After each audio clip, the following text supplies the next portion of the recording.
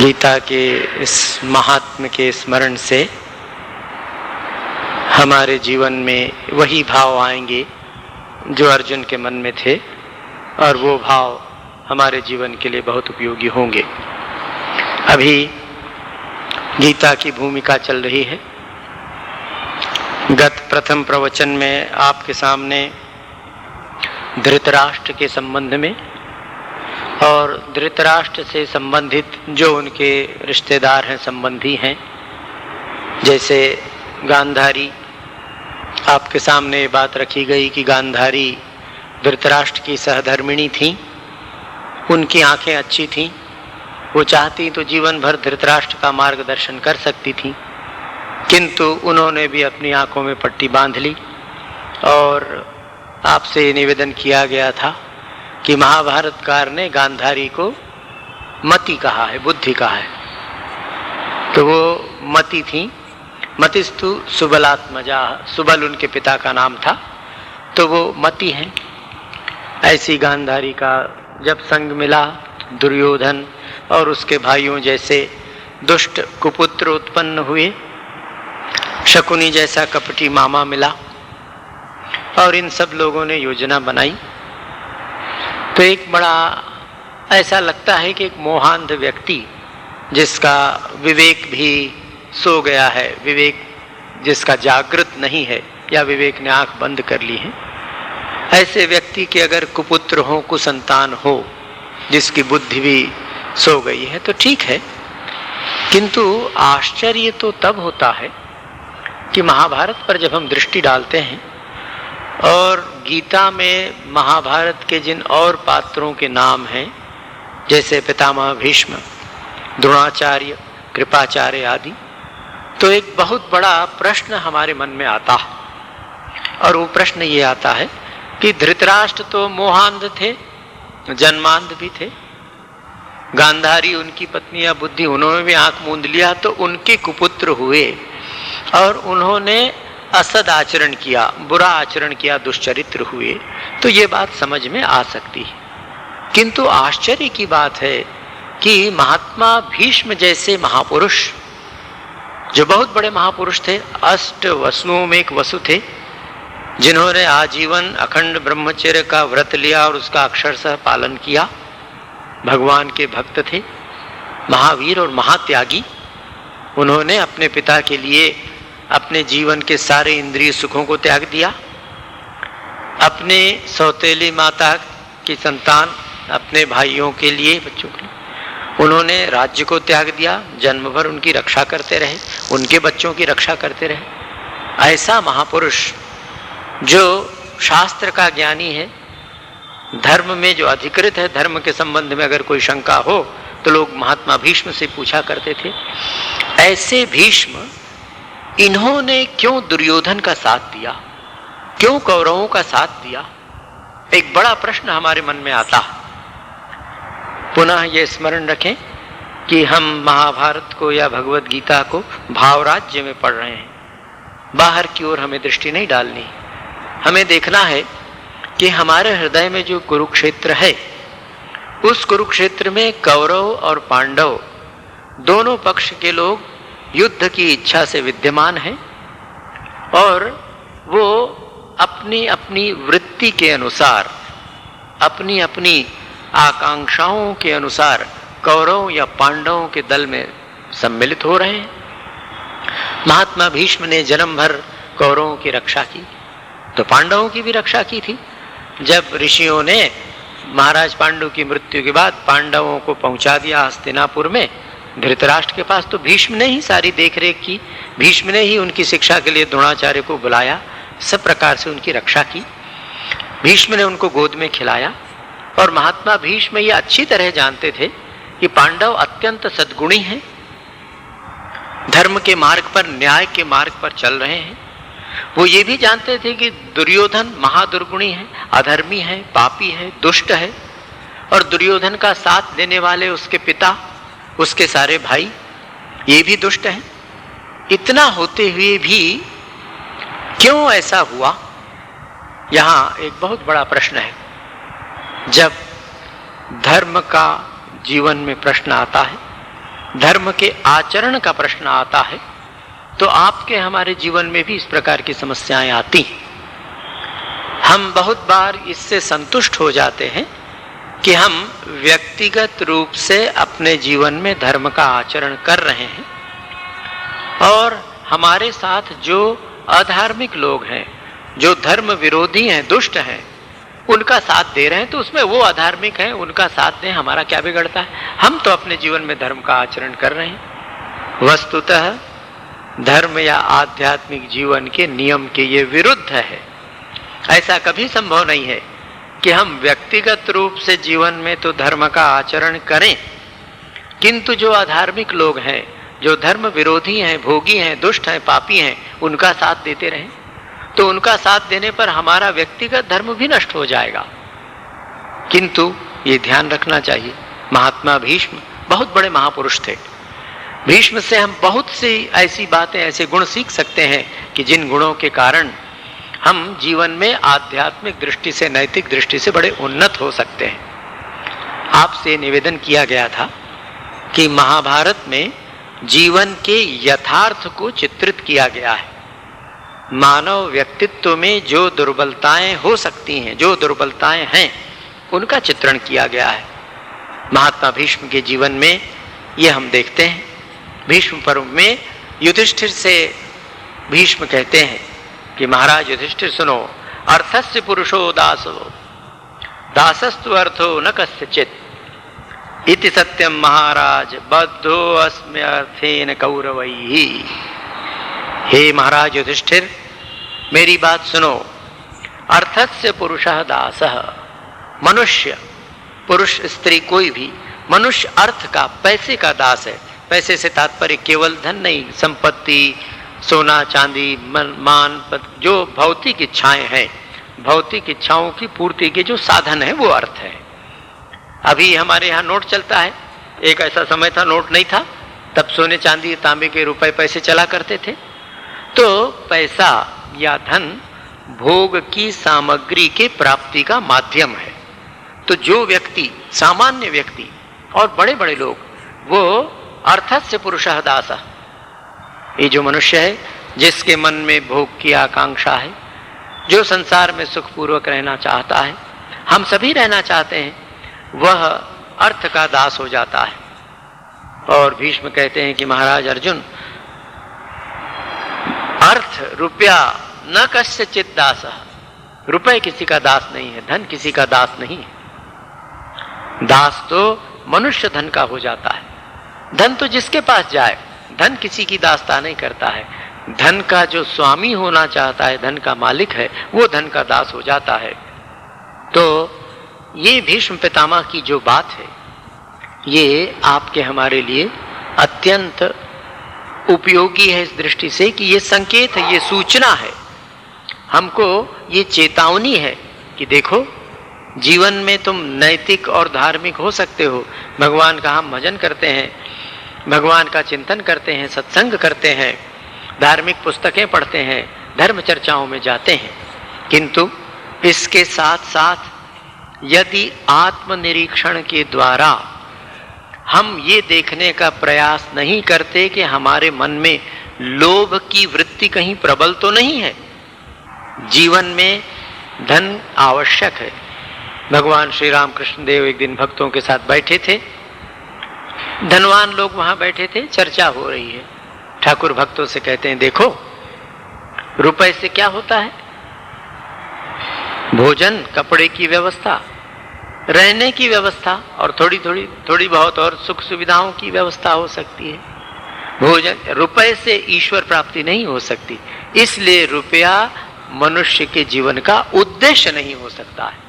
अर्थ के दास या धन के दास हम कब होते हैं? व्यक्ति कब धन का दास होता है? कब वो धन के पीछे पागल हो जाता है? जब उसके जीवन में धन सर्वस्व हो जाता है, जब ये सोचता है कि धन से ही सब कुछ हो जाएगा, बिना धन के कुछ नहीं हो सकता है। तो हमें तुरंत स्मरण रखना चाहिए भगवान श्री राम कृष्ण देव की ये बात कि धन की अपनी सीमा है। रोटी कपड़ा मकान की व्यवस्था कर सकता है, बीमार हुए तो दवा दारू की व्यवस्था करता है, घूमने में कुछ भौतिक वस्तुएं धन उपलब्ध करा सकता है, किंतु बहुत सी चीजें हैं जो धन से नहीं खरीदी जा सकती। धन से व्यक्ति देह तो खरीद सकता है पर मन नहीं खरीद सकता। धनिक लोग देह के भोगों के लिए दूसरी देह धन से खरीद लेते हैं, किंतु क्या वो मन खरीद सकते हैं? नहीं खरीद सकते हैं। तो धन की इस सीमा को जब हम समझ लेंगे तो हमें ये दिशा मिल जाएगी, जीवन में नैतिक दिशा मिल जाएगी कि ठीक है, धन की सीमा को समझकर धन का उपयोग करेंगे, धन का दुरुपयोग नहीं करेंगे। जीवन को संतुलित रखने के लिए, स्वस्थ रखने के लिए, निश्चिंत होकर भगवान का भजन करने के लिए धन की आवश्यकता तो है, किंतु धन के दास न हो जाएं। महात्मा भीष्म के चरित्र के द्वारा महाभारतकार हमको ये बता रहे हैं कि महाभारतकार हमसे कहते हैं कि तुम तो उस पसंगे में नहीं हो। महात्मा भीष्म जैसे महापुरुष जो 8 वसुओं में एक वसु थे, उनको भी धन के प्रति आसक्ति हो गई थी या धन के कारण ऐसा करना पड़ा।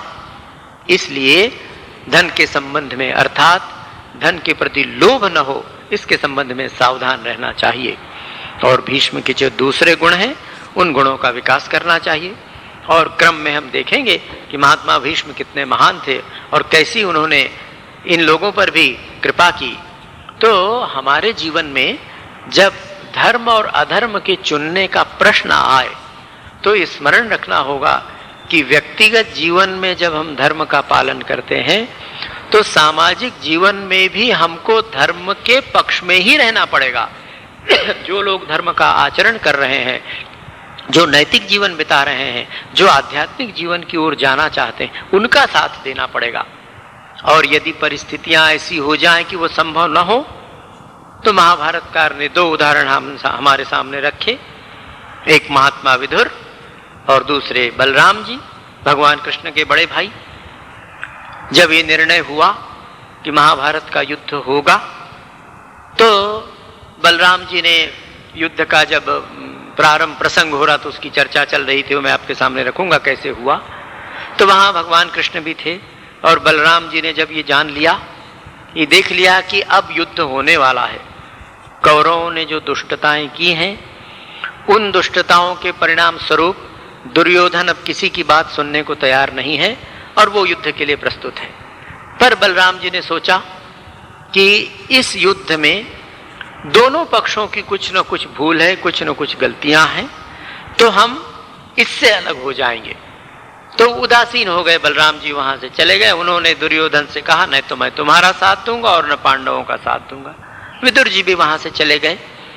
तो यदि हम में इतनी सामर्थ्य नहीं है, आज सबके मन में दुर्बलताएं हैं, मेरे मन में भी दुर्बलताएं हैं, आपके मन में भी दुर्बलताएं हैं, आज इतनी सामर्थ्य हम में नहीं हो सकती है कि हम समाज में धर्म का पक्ष लेने वालों के साथ मिलकर खड़े हो जाएं। यदि इतनी सामर्थ्य नहीं है तो कम से कम अधर्म का पक्ष लेकर चलने वालों के साथ तो न हो, उदासीन हो जाएं। यदि हम धार्मिक लोगों का साथ नहीं दे सकते खुले रूप से, हमारी अपनी सीमाएं हैं, हमारे बंधन है, तो कम से कम अधर्म के पथ पर चलने वाले लोगों का साथ तो न दें। ये जीवन का बहुत बड़ा एक सत्य है और एक परीक्षा की घड़ी होती है। द्रोणाचार्य जी के साथ भी वही हुआ। द्रोणाचार्य जी इतने दोनों के आचार्य थे और द्रोणाचार्य जी चाहते तो नहीं कह सकते थे, भीष्म चाहते तो नहीं। भीष्म पितामह यदि दुर्योधन से ये कह देते कि मैं युद्ध में तेरा साथ नहीं दूंगा तो महाभारत का युद्ध न होता। दुर्योधन की ये सामर्थ्य नहीं थी कि भीष्म और द्रोणाचार्य के बिना वो पांडवों से शत्रुता मोल ले, पांडवों से युद्ध करे। किंतु परिस्थितियां ऐसी आ गई, अन्न खाया है इनका, इन्होंने इतने दिन तक मेरा पालन पोषण किया, मुझे जीविका दी, इसलिए अन्याय हो तो भी उनका साथ देना चाहिए। इस प्रकार की वृत्ति आई। तो इस वृत्ति से हमारे भीतर द्रोणाचार्य हैं, हमारे भीतर भीष्म पितामह हैं। तो हमें ये सावधानी रखनी पड़ेगी कि हमारे भीतर आचार्य द्रोण के सद्गुण तो रहें किंतु उन दुर्बलताओं से बचें। हमारे भीतर महात्मा भीष्म के सारे गुण रहें, उनको वर्धित करें, किंतु उन दुर्बलताओं से बचें। इसीलिए महाभारतकार ये बातें हमारे सामने रख रहे हैं। महाभारत के एक युद्ध के एक बहुत बड़े पात्र कर्ण जैसा दानी खोजे नहीं मिलेगा। कर्ण पर बहुत पुस्तकें लिखी गई हैं और सचमुच में महात्मा कर्ण कहे जाते हैं। उनके दान की क्या महिमा है। प्रातःकाल पूजा जप आदि करने के पश्चात जब कर्ण बैठते थे तो जो भी भिक्षुक कोई भी आकर उनसे जो मांगता था कर्ण सब कुछ दे देते थे। ऐसा कहा जाता है कि जब उनका जन्म हुआ था तो उनकी देह में कवच और कुंडल लगा हुआ था, चिपका हुआ था, और वो अभेद्य कवच कुंडल था। अर्जुन इंद्र के पुत्र हैं। इंद्र ने समझ लिया कि यदि ये अभेद्य कवच कुंडल कर्ण की देह में रहा तो अर्जुन कर्ण का वध नहीं कर सकेगा। उस कवच को भेदने वाला अर्जुन के पास कोई शस्त्र नहीं है, तो क्या किया जाए। ये भी मोह की सब विभिन्न प्रकार की शाखाएं हैं। इंद्र अर्जुन के पिता हैं, तो इंद्र के मन में ये मोह पुत्र स्नेह फिर जागा और अपने पुत्र अर्जुन का पक्ष लेने के लिए कर्ण को दुख देने में, छलने में इंद्र को दुविधा नहीं हुई। एक दिन इंद्र ब्राह्मण का वेश बनाकर आए और जिस समय कर्ण अपने पूजा आदि से निवृत्त होकर दान करने के लिए बैठे थे तो उन्होंने कर्ण से ब्राह्मण के रूप में, भिक्षु के रूप में कर्ण का कवच और कुंडल मांग लिया। कर्ण महादानी थे। तत्काल बिना किसी दुविधा के उन्होंने अपने छुरी से, अपने शस्त्र से, अपने देह से उस कवच और कुंडल को निकाला और इंद्र को दे दिया। ये दूसरी बात है कि उनकी महानता से मुग्ध होकर इंद्र ने कहा, समझ गए कि ये इंद्र हैं, कि हे कर्ण, तुम्हारे इस महादान के बदले तुम्हें मैं एक शक्ति देता हूं, और वो शक्ति ऐसी है कि एक बार उसका प्रयोग जिस पर करोगे अवश्य उसका विनाश हो जाएगा, उसकी मृत्यु हो जाएगी। उस शक्ति का अवरोध नहीं है, कोई उसको रोक नहीं सकता, किंतु केवल एक बार उसके प्रयोग करने की सामर्थ्य तो है। कर्ण ने वो ले लिया। कर्ण जैसे महादानी, महावीर, अर्जुन से धनुर्विद्या में, वीरता में किसी प्रकार कम नहीं थे। जब उनके सामने भी ये प्रसंग आया, कर्ण के चरित्र का यदि हम अध्ययन करें तो आप देखेंगे कि कर्ण माता कुंती के पुत्र थे। कुंवार अवस्था में उनका जन्म हुआ था। माता कुंती ने उनको बहा दिया था। कर्ण को बहुत बाद में ये बात मालूम हुई जब भगवान ने स्वयं बताया था, किंतु कर्ण को ये मालूम था कि अधिरथ और उनकी माता, जिन्होंने उनको पाल पोष कर बड़ा किया था, थाई माता, वो उनकी अपनी माता नहीं, तो भी सगे माता पिता की तरह उन पर वो श्रद्धा करते थे और बड़े तेजस्वी थे। सूर्य के अंश से कर्ण का जन्म हुआ था। तो कर्ण ने जीवन में बहुत तेज अर्जित किया, अस्त्र शस्त्र की विद्या में बहुत निपुण हुए। परशुराम जी से शस्त्र विद्या उन्होंने सीखी। इतना सब होने के पश्चात भी कर्ण के मन में व्यक्तिगत आकांक्षा, अपने महत होने की इच्छा, ये उनके मन में बहुत तीव्र थी। हम मनोविश्लेषण करके यदि अपने चरित्र को देखेंगे तो हमारे भीतर का कर्ण भी हमें ये बताएगा। हम में से प्रत्येक व्यक्ति, कोई कम कोई अधिक, किंतु कर्ण की तरह जिनके जीवन की अवस्थाएं आई हों, किन्हीं कारणों से ये हीन भावना आ गई हो, जैसे उनको अपने माता पिता का ज्ञान नहीं था, इसी प्रकार की दूसरी किसी असुविधा के कारण, किसी अड़चन के कारण बचपने में दारिद्र्य देखना पड़ा रहा हो, असुविधाएं रही हों, इन कारणों से जो हीनता की ग्रंथि हमारे मन में बन जाती है, उस हीनता की ग्रंथि को तथाकथित दूर करने के लिए जब व्यक्तिगत आकांक्षाएं बहुत अधिक हो जाती हैं, हमारा स्वाभिमान जब अति में बदलकर अभिमान हो जाता है, कर्ण के जीवन में ये पर्सनल एम्बिशन, व्यक्तिगत आकांक्षा और स्वाभिमान, अभिमान की सीमा तक पहुंच गया था। इन दोनों की रक्षा के लिए उन्होंने सब कुछ किया। जो कुछ भी किया उसके पीछे ये भावना कि मेरा स्वाभिमान बना रहे और मैं महत समझा जाऊं, श्रेष्ठ समझा जाऊं। दुर्योधन ने अंगराज की इस दुर्बलता को समझ लिया था कर्ण की, इसलिए उनको अंग देश का राजा बनाया, सब प्रकार की सुविधाएं दी। किंतु जब ये निश्चय हुआ कि महाभारत का युद्ध होगा, इसको कोई टाल नहीं सकता, तो भगवान गए थे शांति दूत बनकर। वो दूसरी घटना है। भगवान जब लौटने लगे तो लौटते समय कर्ण भगवान पर बड़ी श्रद्धा रखते थे, भगवान कृष्ण पर। उनको प्रणाम करते थे, उनको बहुत उनकी बात मानते थे, कह लीजिए गुरु के समान मानते थे। दुर्योधन के समान कर्ण के मन में भगवान के लिए अश्रद्धा नहीं थी, बहुत श्रद्धा थी। तो भगवान कर्ण को एक ओर ले गए लौटते हुए रथ में कि चलो थोड़ी चर्चा करें। और तब भगवान ने कर्ण को बताया कि कर्ण देखो, आज एक रहस्य मैं तुम्हें बताता हूं जिसका तुम्हें ज्ञान नहीं है, और वो रहस्य ये है कि तुम मेरी बुआ कुंती के पुत्र हो और ज्येष्ठ पुत्र हो, सबसे बड़े पुत्र हो।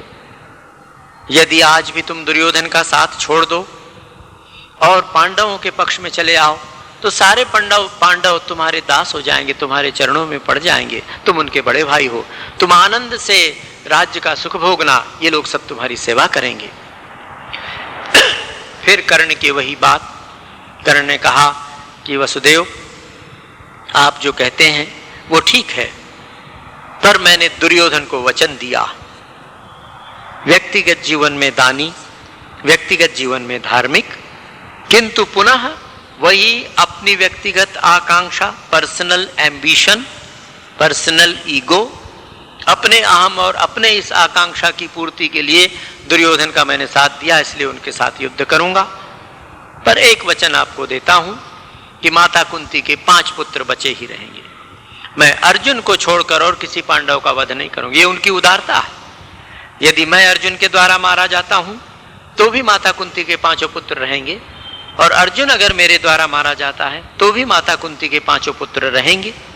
तो भगवान के जीवन में जब व्यक्तिगत आकांक्षा का अहंकार पुष्ट हो जाता है, जब हम